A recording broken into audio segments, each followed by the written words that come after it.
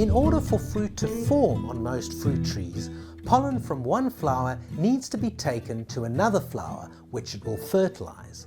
The transfer of pollen grains from the anther of a flower to the stigma of another flower is critical. After reaching the stigma, the pollen grain will grow down the style into the embryo sac, where fertilization takes place. Let's have a look at how the farmer oversees the process of pollination. All deciduous fruit varieties need to be pollinated, although some are self-fertile. Peaches and apricots, for instance, are self-fertile. Pollen from a peach or apricot blossom will be released and will fall onto a blossom on the same tree and begin to grow to form a fruit. Virtually all apples and pears are not self-fertile, so they need the pollen of a different variety to pollinate them. This is referred to as cross-pollination. The farmer must be sure that the pollen will be distributed as efficiently as possible, and so bees are brought into the orchard at flowering time. The bees collect nectar and pollen from flowers.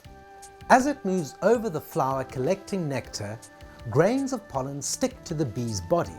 It moves from flower to flower, and as it passes, pollen grains will fall onto other flowers. Cross-pollinator varieties of trees are planted in the orchard. If you are planting a Golden Delicious orchard, every third tree in every third row should be a Granny Smith or another compatible variety.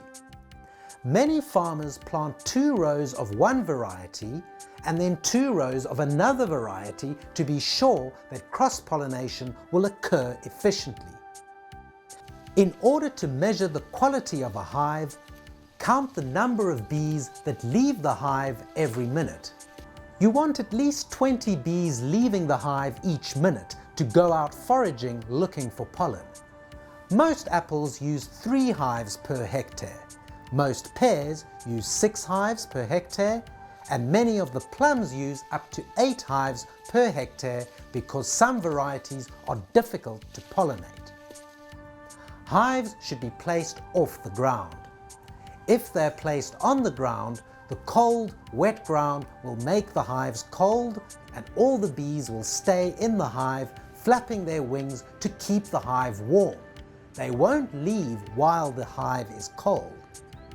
A very common practice is to put the hives onto old car tires to lift them off the ground to keep the hive warm.